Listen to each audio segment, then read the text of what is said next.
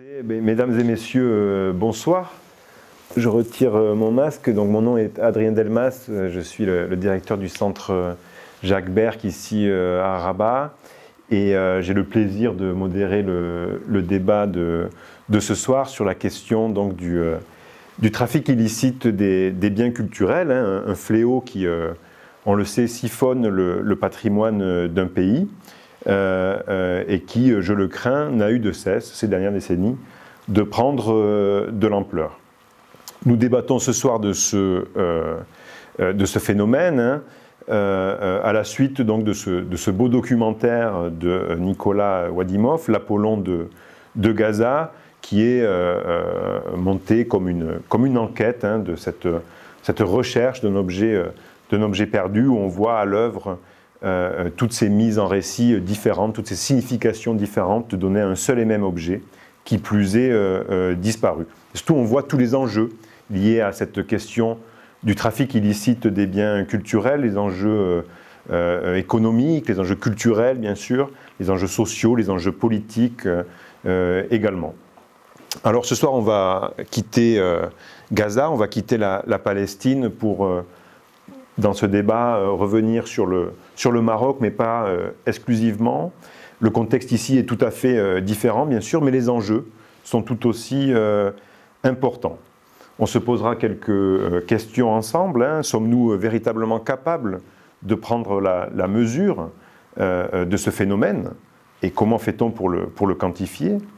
Est-il si évident que ça de distinguer finalement ce qui est trafic illicite, marché de l'art, ce qui est pillage d'un site archéologique et fouille d'un site archéologique? Bien sûr, l'intuition dit que c'est évident, mais est-ce que c'est aussi simple qu'on le pense? Quels sont surtout, bien sûr, nos outils pour combattre, pour lutter contre ce trafic des biens culturels?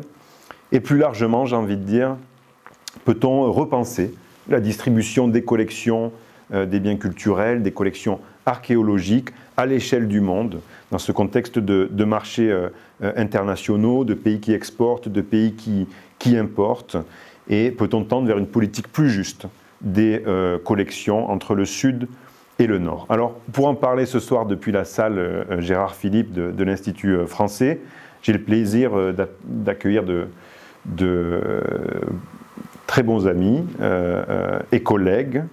Je commencerai donc à ma gauche par Youssef Bogbot, professeur à l'Institut national des sciences de l'archéologie et du patrimoine, éminent spécialiste du néolithique, d'Afrique du Nord et au-delà,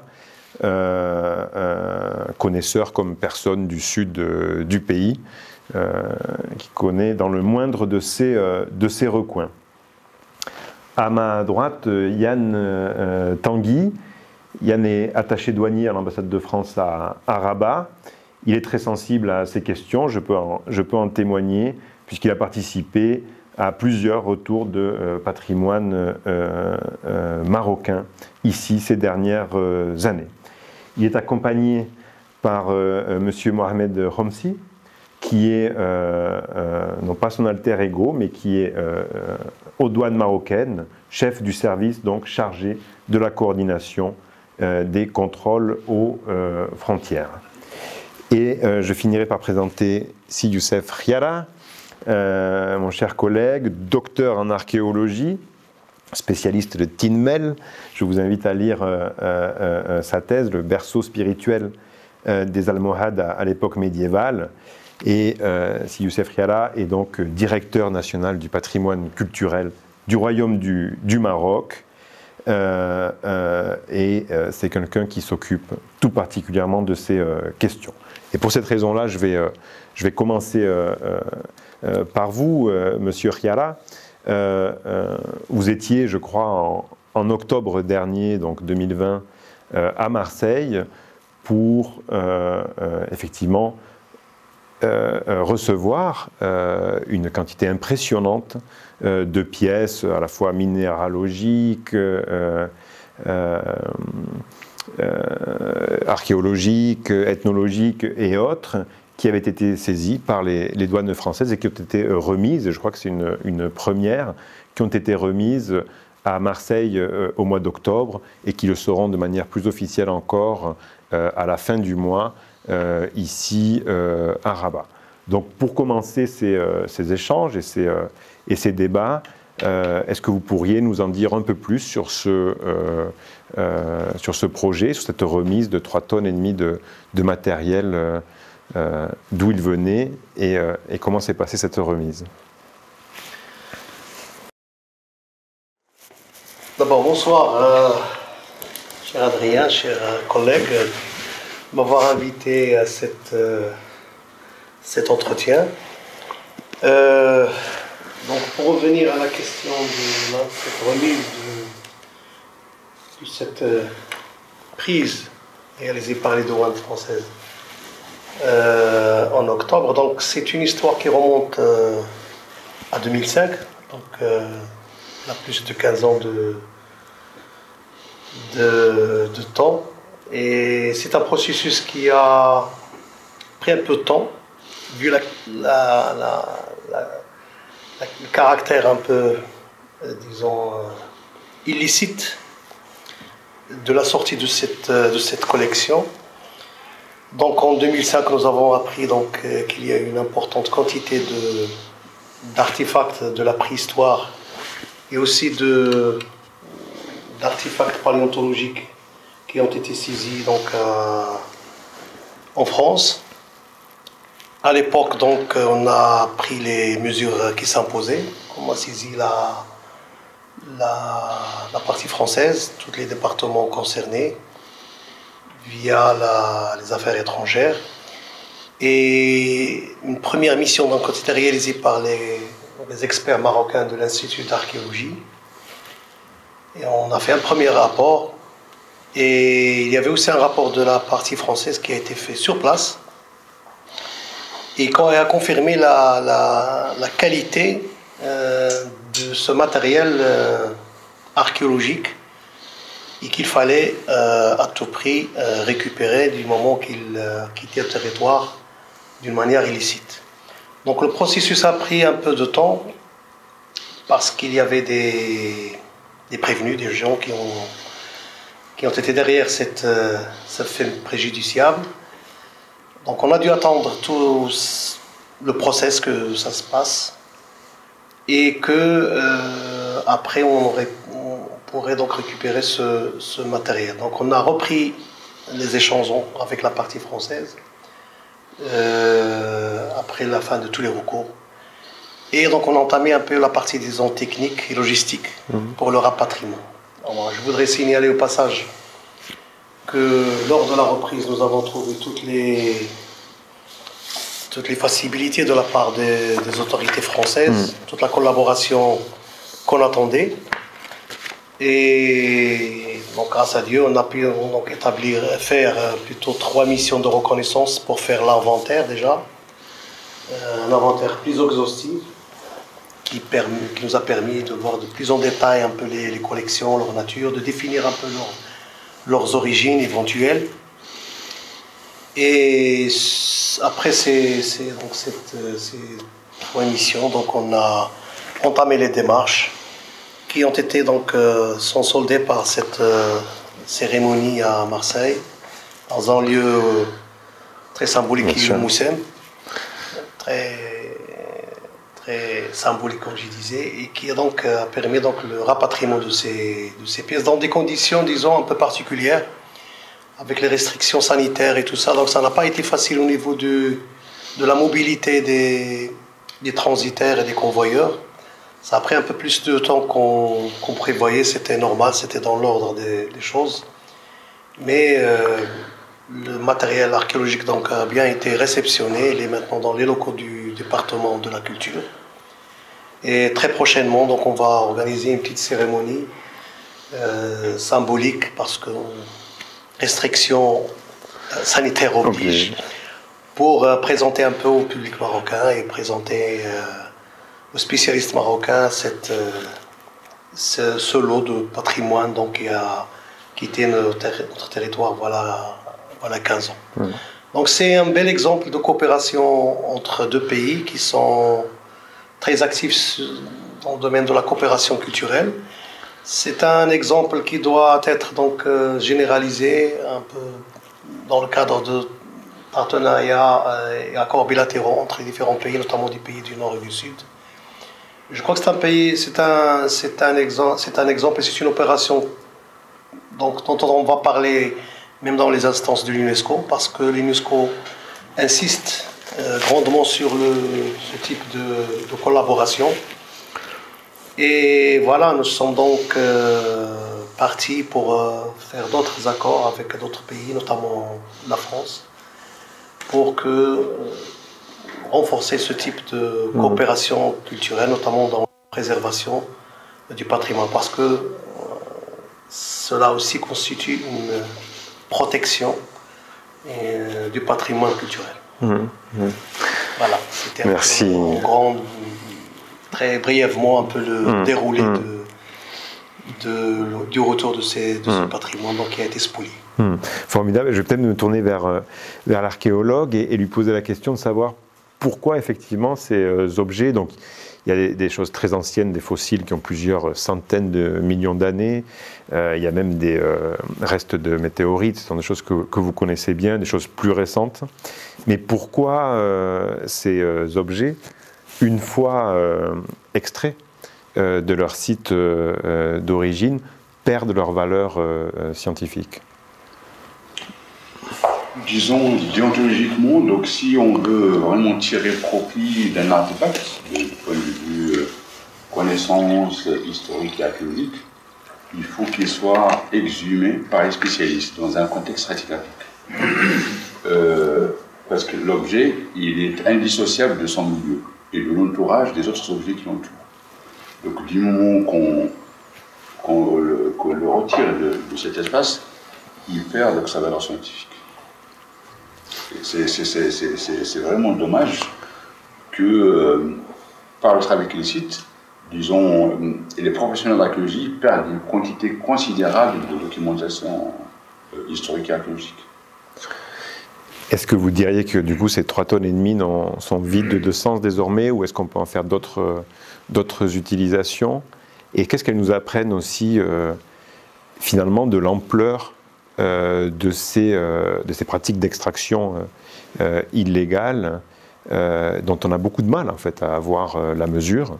Est-ce que ça peut nous renseigner sur effectivement, je crois savoir que les personnes qui avaient été appréhendées au début des années 2000 mentionnaient le fait que oui, des fourgonnettes avec un matériel similaire pouvaient passer beaucoup plus régulièrement qu'on l'imaginait, et du coup donner une idée finalement de l'ampleur. C'est-à-dire que pour un objet qui serait extrait par un archéologue, il y aurait beaucoup plus d'objets extraits de manière illicite des sites archéologiques.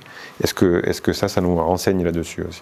Oui, malheureusement, disons, cette crise faite par les douanes françaises, disons, ne représente que, disons, la partie émergente de l'histoire. Donc, il y a beaucoup de matériel qui échappe justement au filet des douaniers. D'abord, parce qu'ils ne sont pas formés, d'accord?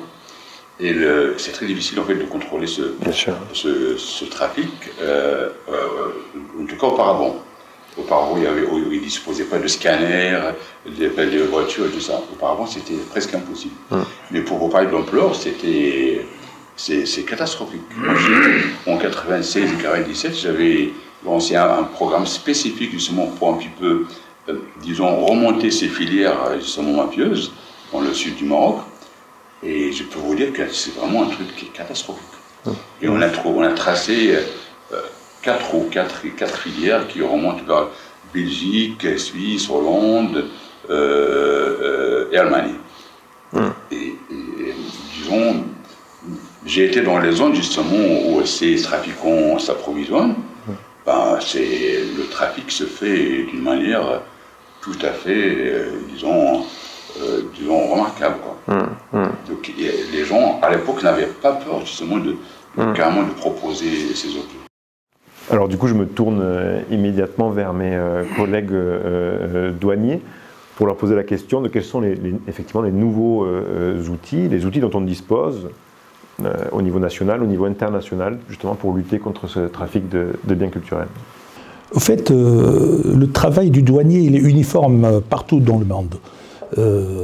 À l'administration des douanes ici au Maroc, nous renforçons beaucoup plus les capacités sur tous les plans, aussi bien en termes de renforcement de capacité des ressources humaines, bien entendu à l'aide des experts, des départements techniques qui n'arrêtent pas de développer ce volet de séminaires en formation et ainsi de suite pour donner à l'agent des douanes une certaine capacité d'agir au moment M.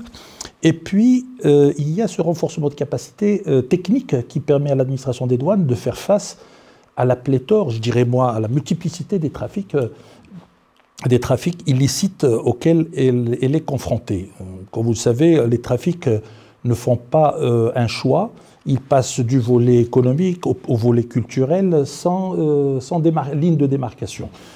Ceci dit que l'administration des douanes, pour renforcer cette capacité donc, à contrôler les flux qui passent par les frontières, je dirais moi, légales, que sont les ports, les aéroports, les postes frontières terrestres et tout, elle a mis en place ce que j'appelle moi des moyens de contrôle qu'on dit ionisantes qui permettent donc de contrôler un peu de loin sur, c'est ce qu'on appelle les scanners dont vous avez fait allusion tout à l'heure. Et avec ces contrôles, on arrive quand même à fouiller tout le trafic qui passe. Alors, bon, quand je dis le trafic commercial, pas le trafic illicite.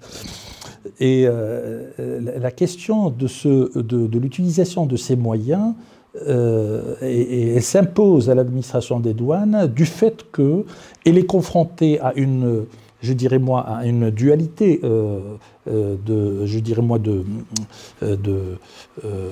contraintes que sont contrôler efficacement et faciliter les passages aux frontières. Donc cette dualité contradictoire, elle impose donc à l'administration finalement donc d'introduire un peu ces moyens technologiques qui lui permettent en fin de compte d'agir le moment M et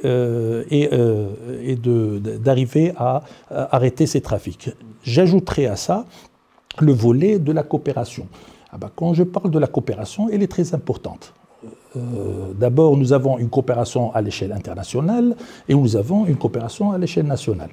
Je commencerai par cette dernière. À l'échelle nationale, nous avons un ensemble de relations avec l'ensemble des départements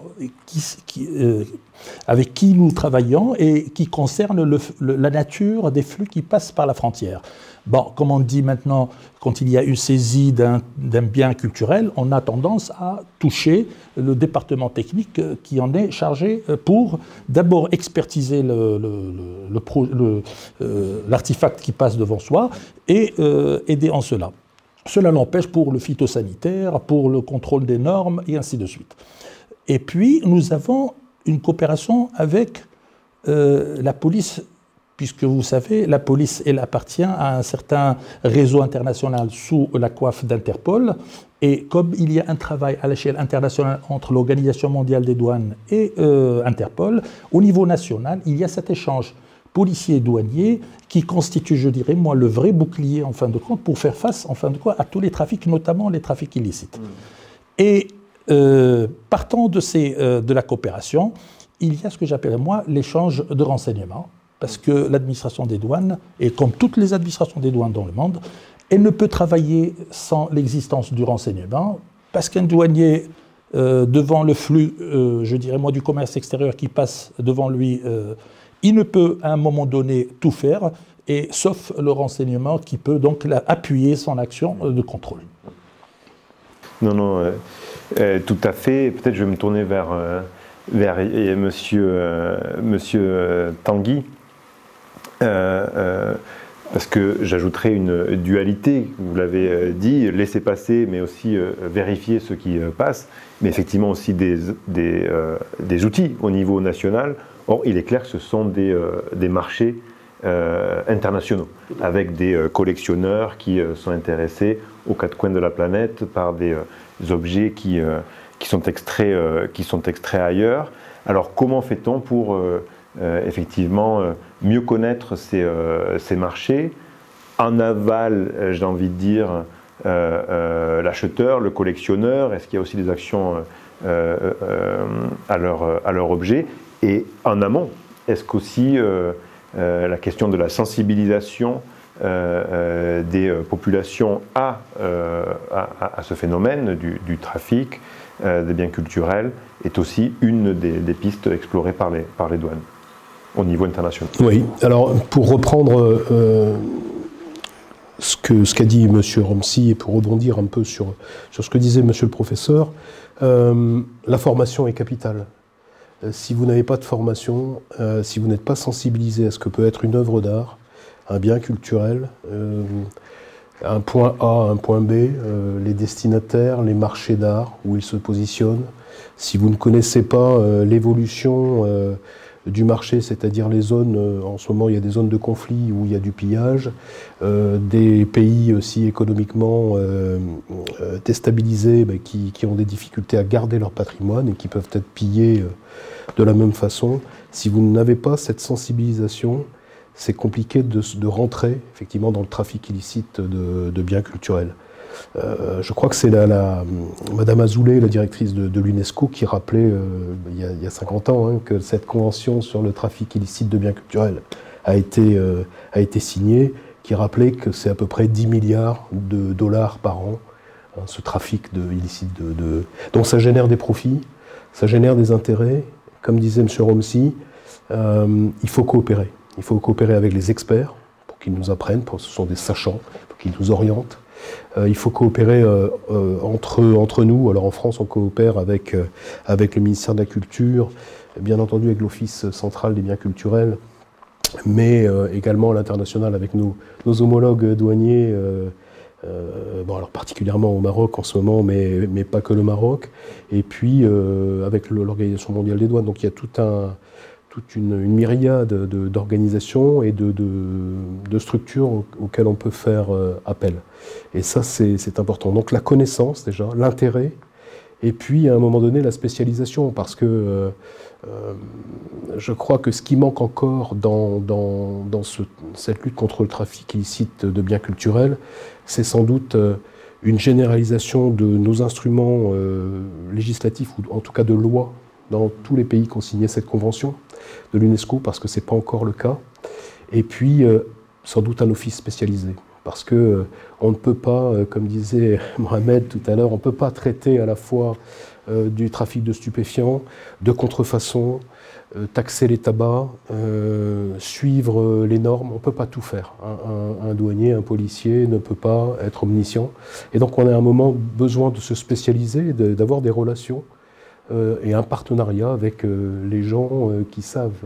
Donc voilà, ça commence par là, la formation, la connaissance. Il est évident que l'une des possibilités d'utilisation des objets qui sont de retour et bien sûr d'avoir à défaut d'avoir conservé leur valeur scientifique, elles peuvent être distribuées. Ce sont 25 000 objets comme des collections modèles qui peuvent donner tout simplement un exemple de ce qui circule et de ce qu'il faut arrêter. Oui, et puis surtout le préjudice que ça engendre. Tout à l'heure, nos experts parlaient effectivement d'un pillage, d'une culture qui disparaît, d'une mémoire que l'on perd de vue. Et moi, j'aimerais citer juste une petite phrase, parce que je l'ai retenue, c'est vraiment une phrase qui dit bien ce qu'est un pillage sur un site archéologique ou un site culturel. C'est une phrase qu'a prononcée Jean-Loïc Lequelec, que vous connaissez tous, et qui disait que s'en prendre à des sites rupestres de cette façon, c'est très exactement comme si on extrayait au marteau-piqueur de petits morceaux de la grotte de Lascaux pour les revendre. Et je crois que ça témoigne bien de ce que peut faire le pillage. Le pillage, c'est pas simplement enlever des choses, c'est ôter la mémoire du site et ôter la reconstitution du passé. Et nous, en tant que douaniers, on est sensibilisés à ça aussi, parce que c'est... Bon, d'abord, on travaille pour nos pays respectifs, donc on travaille aussi pour une part de culture, une part de patrimoine. Et si on n'a pas cette dimension à l'idée, quand on travaille sur ce trafic illicite, on passe à côté de quelque chose. Bien sûr. Donc, M. Tanguy, vous avez mentionné la fameuse convention de Genève en 1970. Je me tourne vers Youssef Riala, qui a représenté le Maroc à plusieurs reprises à l'UNESCO sur ces questions en particulier. Donc, on est au-delà des 50 ans, finalement, de cette convention. Qu'est-ce qu'il en est aujourd'hui des principaux enjeux au niveau international sur cette question et au niveau du Royaume du Maroc, est-ce que le Royaume du Maroc a un rôle particulier à jouer ici dans la sous-région? Alors, concernant la convention de 1970, donc, au nombre de toutes les conventions de l'UNESCO, c'est celle qui pose, disons, problème. Vous avez des conventions où il y a une certaine unanimité, comme celle de 72 par exemple, ou celle du patrimoine immatériel. Donc il y a un consensus, le nombre de pays qui adhèrent et qui la ratifient est très important. Il y en a une, celle de 70, qui reste un peu, disons, polémique parce qu'il y a des intérêts, des enjeux, de grands intérêts entre des pays sources, qui sont les pays, donc, grosso modo, du Sud, et les pays du marché, qui sont, grosso modo, ceux du Nord. Donc, moi, je considère que la Convention de 70, en fait, c'est juste un compromis. Il ne résout pas le problème du trafic illicite. La preuve que depuis la Convention, le trafic encore existe et a pris des proportions parfois très, très grandes. Et c'est dans ce sens que l'UNESCO maintenant, je ne vais pas parler au nom de l'UNESCO, mais de ce que j'ai constaté, qu'il encourage ces accords bilatéraux. C'est-à-dire les questions que la Convention n'a pas pu résoudre, ils peuvent être ramenés à des accords bilatéraux entre les pays concernés. Il y a de bonnes pratiques, c'est-à-dire des pays comme ce que nous avons donc vécu avec la restitution de cette collection donc marocaine, entre pas mal de pays qui ont donc, après un processus de négociation, parfois avec l'intermédiaire du comité intergouvernemental de la Convention, qui ont pu restituer des œuvres de grande valeur culturelle. D'autres cas sont encore en discussion, ça a pris beaucoup d'années. Je pense par exemple à l'exemple de la Turquie avec l'Allemagne ou d'autres, ou la Grèce avec la Grande-Bretagne. C'est toujours encore des discussions, des avis partagés. Et c'est là tout le problème de cette convention. Bien sûr, le Maroc, disons qu'il a un peu tardé à ratifier cette collection. Ça, c'est une des raisons qui explique un peu ce qui est arrivé. C'est-à-dire on l'a ratifié qu'en 2003. C'est-à-dire 33 ans pratiquement après la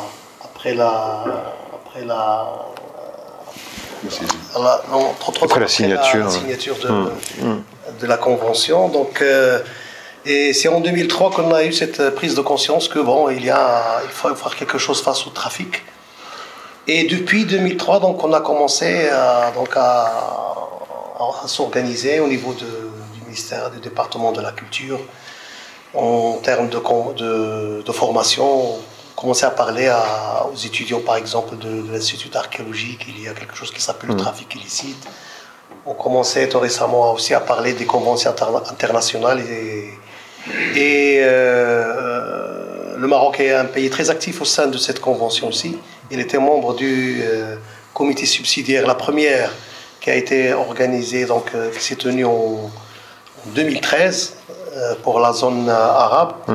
Et donc c'est un pays très actif à ce niveau, avec d'autres pays, donc, notamment ceux du Sud. J'ai même assisté à quelques réunions qui étaient, pour parler franchement, qui étaient houleuses, parce qu'il y avait des intérêts ici et là. Chacun essaie de trouver son compte dans les recommandations qui étaient préparées dans le cadre de cette convention. Mais je crois que il y a cette prise de conscience générale au sein de l'UNESCO, au sein des pays, des États parties aussi, surtout après le phénomène qu'on a tous vécu ces destructions massives de patrimoine, notamment des pays un peu instables, et parfois ce patrimoine qui a été détruit, arraché à son contexte, et qui est revendu dans le marché illicite.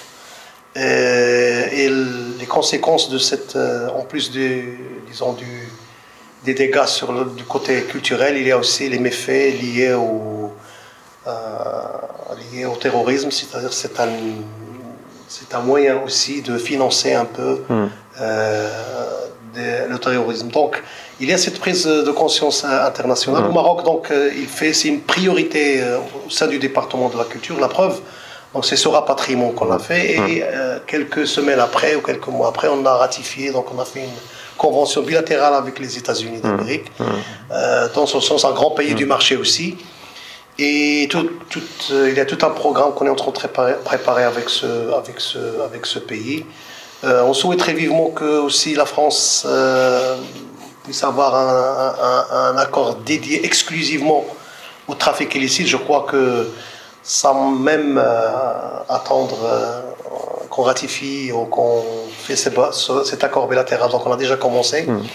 Donc il ne reste que à coucher ça sur un document pour plus de coopération, plus formelle et plus, notamment dans le domaine de l'échange de renseignements, dans le domaine de la formation et de la formation continue des professionnels des douanes.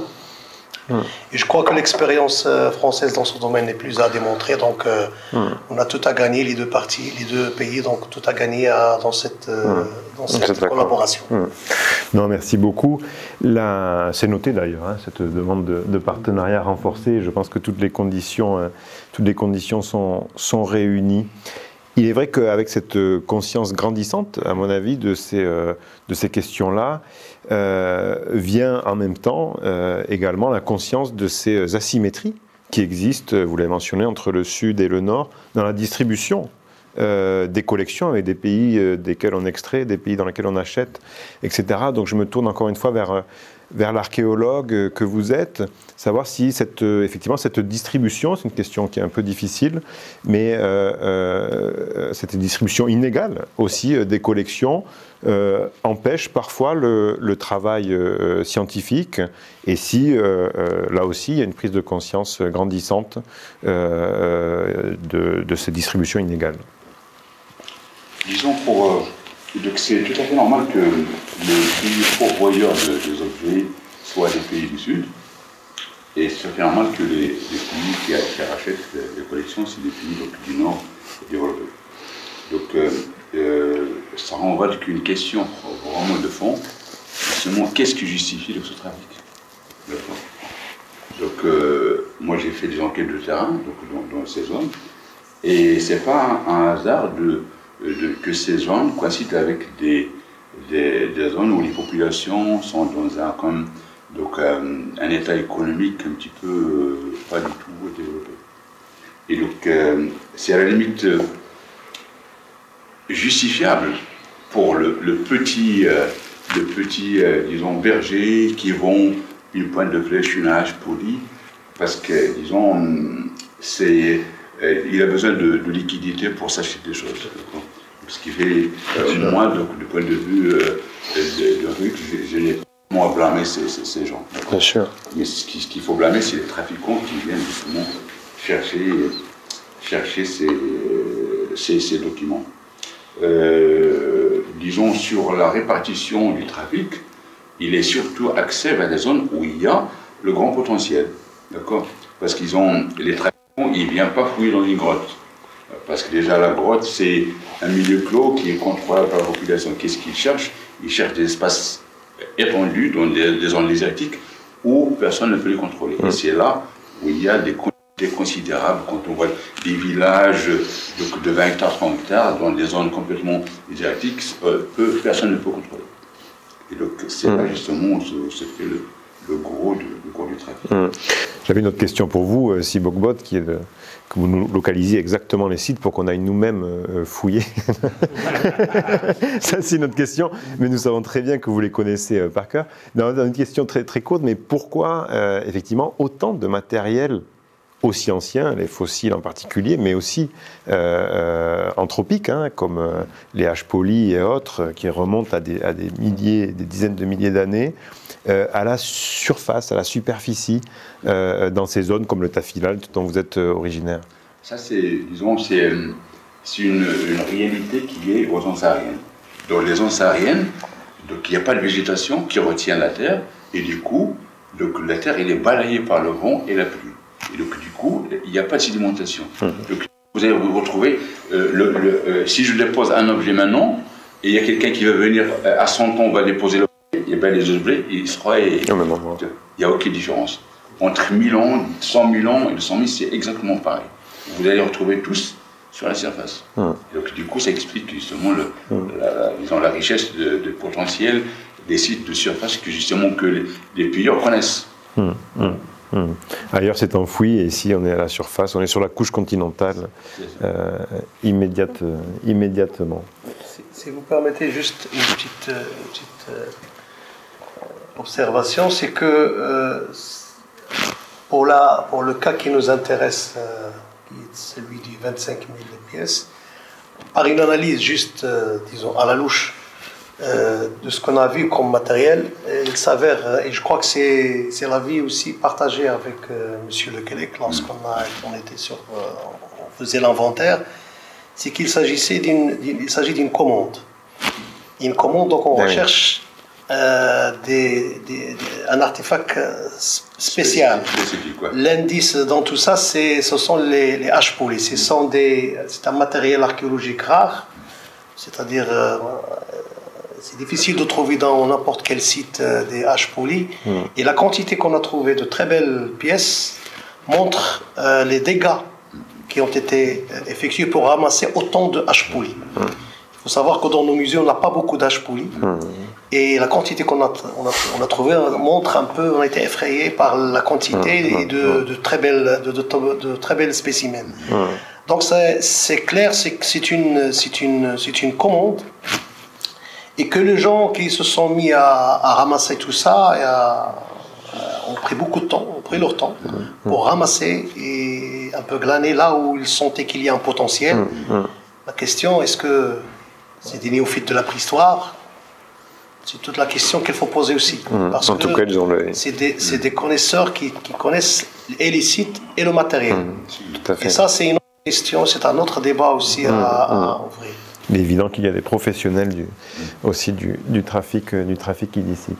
Je reviens vers nos collègues douaniers pour vous demander effectivement, à nouveau, à l'échelle de la sous-région, on voit bien que le Maroc est à l'articulation de l'Afrique et de l'Europe, et de savoir effectivement si là aussi vous pensez qu'il y a justement un rôle tout particulier du Maroc à jouer dans la sensibilisation et dans la lutte contre ce trafic de biens culturels. Sûrement. Le positionnement stratégique n'est stratégique que parce qu'il offre, je dirais moi, un ensemble, je dirais moi, il offre au pays donc une capacité à jouer un rôle, je dirais de médiateur peut-être, peut-être aussi d'encadrant. C'est pourquoi nous, on dit très bien que nous avons des services techniques experts en la matière et qui sont capables, en fin de compte, donc, d'orchestrer tout ce travail autour de la thématique posée. Je reviens à une question du professeur qu'a développé le professeur Barbot il y a un moment et qui concerne un peu le niveau de développement. C'est pourquoi je dis très bien, nous douaniers, nous avons perçu une chose qui est devenue comme une logique perçue dans l'esprit du douanier, qui est quand on a deux régions dont le niveau de développement est disparate, c'est-à-dire on marque cette disparité, c'est qu'il y a toujours une tendance, c'est comme l'eau, comme l'eau dans le domaine, c'est-à-dire il tend vers quelque chose. Donc le niveau, donc la région développée a les moyens, la région sous-développée n'a pas les moyens. Et quand on a les moyens, on peut acheter tout, le culturel, l'économique, le physique et tout et tout. Et c'est ce qui se produit en fin de compte entre les rives un peu sud qui sont pauvres, bon, je dirais pauvres dans un sens, et les rives nord qui ont une certaine, c'est-à-dire qui offrent certaines possibilités pour vendre, je dirais moi, des activités culturelles à grand potentiel, je dirais, financier et ainsi de suite. Donc, pour les douaniers, je crois que c'est ça l'intervention où ils se retrouvent, c'est entre ces régions, donc je dirais à niveau développement, et qui doivent en fin de compte soit contrer tout ce qui doit être, je dirais moi, mal orienté, je dis très bien parce que les aspects culturels, ils doivent appartenir à leur cadre et à leur environnement, je dirais moi, d'accueil en fin de compte, et où est-ce qu'ils grandissent et où est-ce qu'ils doivent renseigner sur je dirais moi, sur une histoire, voilà, tout à fait. Alors les services douaniers, ils sont là et c'est parfois des choses qu'on apprend sur l'État, qu'on apprenne sur l'État, et desquels on dit très bien, il y a une nature d'un produit qu'on a vu aujourd'hui, demain, après-demain, on dit très bien c'est qu'il y a quelque chose qui ne va pas, et peut-être ça touche le clic dans l'esprit du douanier. Pour revenir au guide douanier, généralement, peut-être guide expert des données, pour dire, ah, ce produit, peut-être il y a ce que j'appelle moi un intérêt particulier qui lui est collé, et c'est là où on agit en fin de compte. Moi je donne l'exemple du douanier à Casablanca, parce que tout récemment, l'année dernière, nous avons saisi, enfin je crois début janvier, nous avons saisi dans un MEAD, dans un magasin air dédouanement à Casablanca, un envoi gigantesque d'une quantité de 200 kilos, plein d'objets fossiles, en fin de compte, qui étaient engagés vers l'étranger. C'est arrivé le même jour où la collection marocaine rentrait. Rentrait, en fin de compte, voilà. Et le plus, c'est que ces objets fossiles étaient dans une cargaison qui contenait, je veux dire, un peu des produits de la terre. C'est-à-dire ces produits de la terre, comme vous le savez, nous avons... par exemple, c'est le produit, je dirais moi, typique marocain, il est beaucoup plus demandé dans certaines régions, d'Europe surtout, en Belgique, où il y a une grande communauté marocaine, en Allemagne, en Italie, ainsi de suite. Et que le Marocain, de par la culture, de sa culture, il arrive à transmettre ce volet culturel à travers le monde. Donc, généralement, il y avait ce flux, je veux dire, cette cargaison de poterie, et ce douanier qui s'est posé une question un peu, je dirais moi, hasardeuse peut-être, mais c'est le tic du douanier.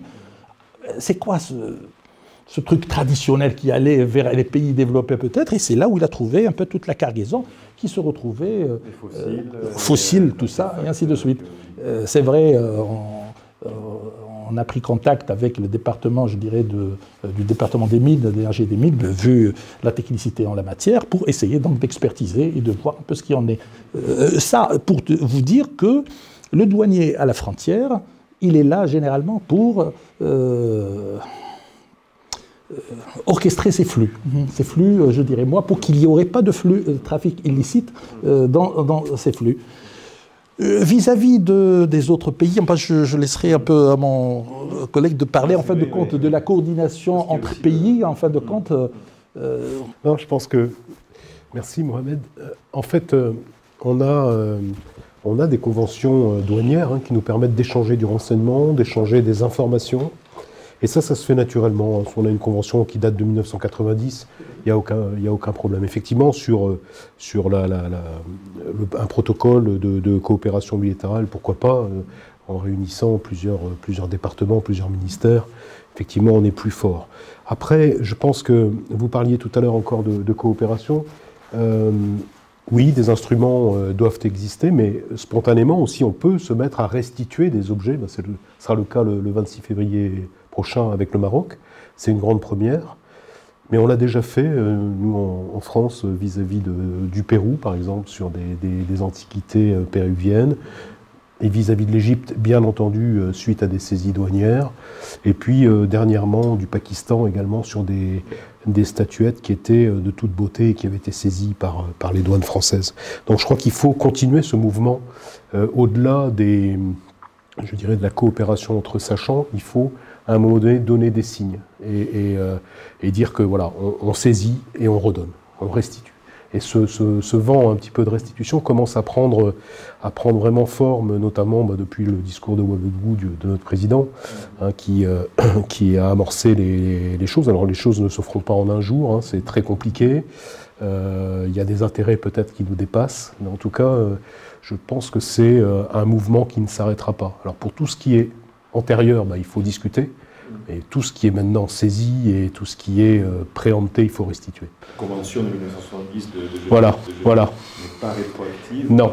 Elle ne redistribuera pas toutes les collections. Non. Par contre, effectivement, mais on peut, par ces idées, on peut sensibiliser aussi le public, et puis surtout que le citoyen soit aussi demandeur de ce passé, d'avoir accès à ce passé. Et ça, alors on a la chance, nous en France, d'avoir des musées qui sont riches, qui sont effectivement très variés. On a la chance, j'en parlais tout à l'heure, d'être une des places du marché d'art aussi où on voit circuler pas mal de choses. Et il faut profiter de cette place de Paris pour aussi capter de l'information, l'échanger, la distribuer, l'analyser. Excusez-moi si je peux ajouter un petit détail concernant le rôle du Maroc, en fin de compte, pour l'Afrique. Je crois que personne de nos jours, enfin tout le monde de nos jours, voit un peu le rôle que joue le Maroc comme, je dirais, pays catalyseur du développement en Afrique. D'abord par sa présence dans tous par son investissement au niveau de l'Afrique, mais aussi par le jeu qu'il joue pour la stabilité de l'Afrique. Je n'empiète pas sur des départements techniques, mais je crois dire en fin de compte que cette stabilité du pays, accompagnée d'une technicité de plus en plus forte, donc je ne dirais pas oblige le Maroc, mais incite le Maroc à jouer son rôle dans son africanité et aider en fin de compte les pays dans le cadre des accords, de la coopération sud-sud, à développer la connaissance, le know-how, comme on dit, de la chose au niveau de l'Afrique, et aider ces pays africains donc à jouer ce rôle, d'autant plus que le Maroc, avec les pays développés, les organisations internationales, il fait un travail auquel on lui reconnaît l'effort développé, en fin de compte. Merci. Ajouter cette question du rôle que joue le Maroc, il jouera certainement. C'est qu'en 2015, on avait fait un programme de formation ici au Maroc avec la participation de différents départements concernés par la lutte contre le trafic illicite, notamment la douane, la gendarmerie royale, la justice, la police.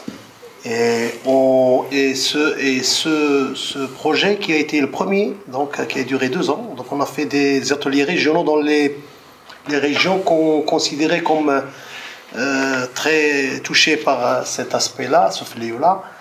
Et ça nous a permis, nous, au département de la culture, d'avoir un peu un état des lieux sur ce qui se passe un peu au Maroc, au niveau des autres départements, de voir un peu les efforts déployés des uns et des autres, qu'il fallait fédérer, c'est ça un premier point. Et c'est une première parce que ça a tellement eu de succès que le bureau de l'UNESCO de Rabat nous a donc sollicité pour la réitérer dans le cadre d'une formation en Mauritanie. Donc on se sont déplacés donc en Mauritanie pour faire un peu réitérer la même expérience, et qui était d'ailleurs concluante. Et je crois que c'est un exemple à méditer, donc à reproduire. Nous avons dans le cadre de la coopération bilatérale avec nos collègues des affaires étrangères pas mal de propositions de coopération. Maintenant on insère, parmi les volets qu'on insère, c'est celui de la coopération dans le domaine de la formation et de la formation continue dans le domaine de la lutte contre le trafic illicite, c'est-à-dire tous les départements concernés, ministériels des pays africains qui souhaiteraient avoir une formation à l'expertise marocaine dans ce domaine.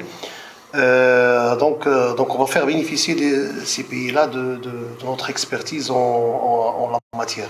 Et ça, c'est un rôle de prévention aussi, parce que ça permettrait d'avoir des forces task au sein de ces pays qui collaboraient. C'est un peu notre point focaux aussi, avec lequel on pourrait discuter, échanger les renseignements, l'expertise, et ainsi lutter de manière efficace et sur le terrain par l'échange d'informations, par l'échange de documents aussi.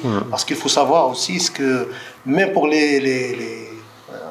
juste pour vous donner une idée, même les autorisations d'exportation douanière sont falsifiées dans certains pays d'Afrique. C'est-à-dire vous avez le document, vous présentez le document, c'est un faux. Et là, il y a tout un travail à faire, notamment avec l'Organisation mondiale des douanes, qui a une plateforme qui permet un peu aux différentes entités douanières de se connecter, de vérifier la véracité et la validité des documents présentés. Donc c'est un grand chantier. On est prêt pour y être et de la manière la plus efficace. Donc le Maroc a toute sa place dans cet élan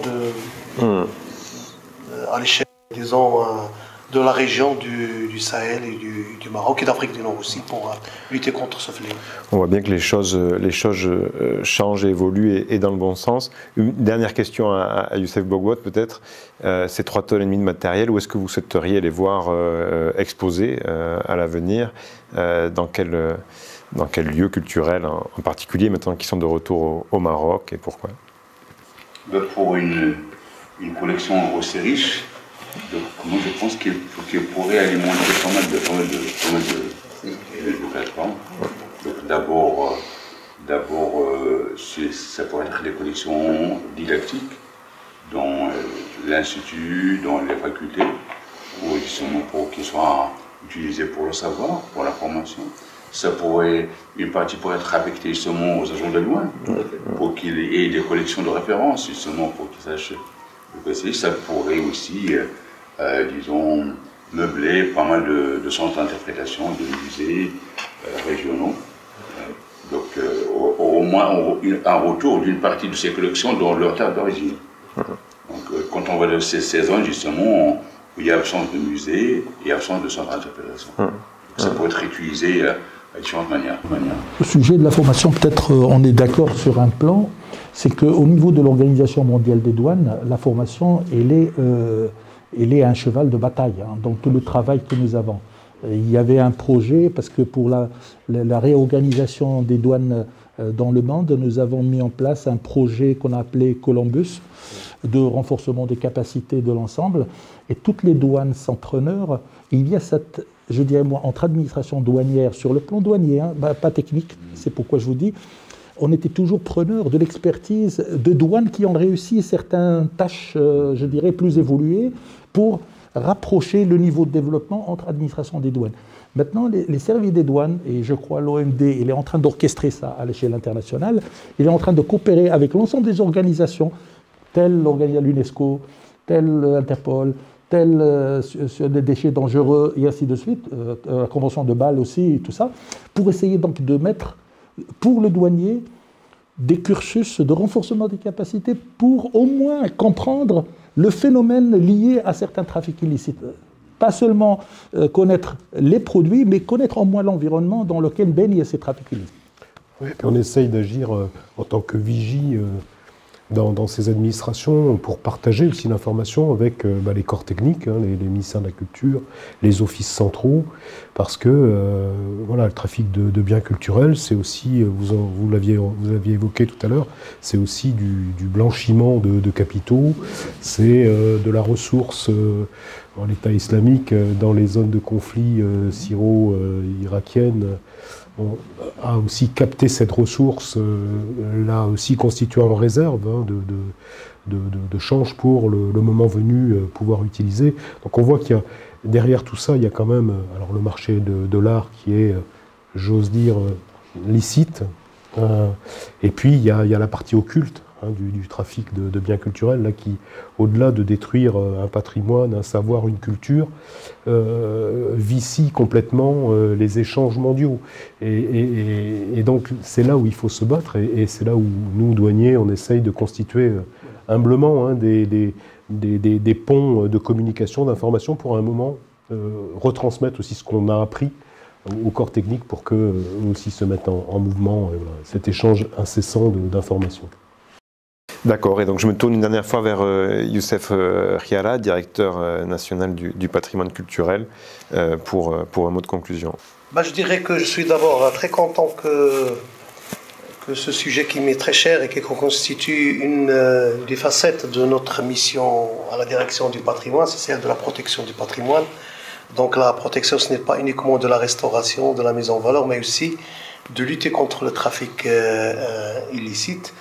C'est un chantier qui est très grand, c'est-à-dire il y a plusieurs aspects, notamment l'aspect, disons, médiation. Il faut qu'on communique plus sur ces aspects-là. Il faut qu'il y ait une prise de conscience chez le grand public des méfaits de ce fléau. Et il faut aussi parler aussi de la formation. C'est un élément essentiel dans tout ce que nous faisons. Sans la formation, les résultats seront ce qu'ils seront.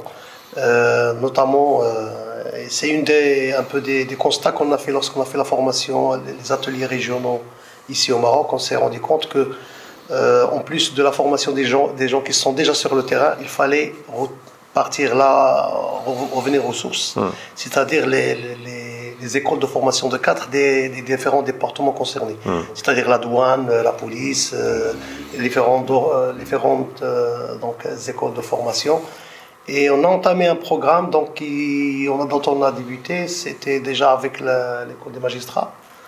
Et après, on a un programme avec la douane, la police et la gendarmerie royale. Donc pour bientôt, il y aura 2 ateliers dans ce sens, c'est imminent, c'est d'ici le mois d'avril.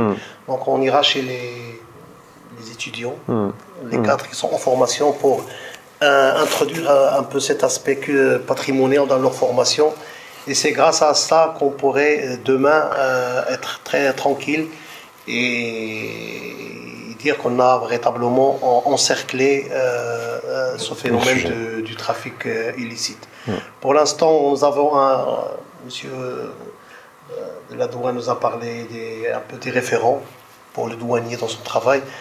Dans une des recommandations que nous avons faites, mais qu'on tâcherait de réaliser, c'est produire un document des signifiants culturels, c'est-à-dire les éléments qui composent un peu le patrimoine national marocain, pour faire la part des choses entre un objet artisanal et un objet qui a une importance patrimoniale et culturelle. Ça, il faut qu'on réalise ce document qui va donc permettre au douanier qui n'est pas censé être un archéologue ou un historien de l'art pour distinguer une pièce artisanale d'une pièce de l'artisanat d'une pièce archéologique. Donc déjà de se repérer et d'avoir un peu la puce à l'oreille dès qu'il il observera un objet qui a tendance à être un patrimoine pour l'empêcher de sortir du territoire national. Voilà. Un grand merci, messieurs, pour vos éclairages respectifs. On voit bien que c'est un problème avec de multiples dimensions et qu'on ne sera jamais de trop, justement, pour compléter l'expertise, mais également la formation, la sensibilisation, la lutte au quotidien également contre ces flux illicites. Rendez-vous est pris pour le 26 février et l'occasion de cette remise. Et encore une fois, merci messieurs et bonne continuation. Je vous remercie. Merci.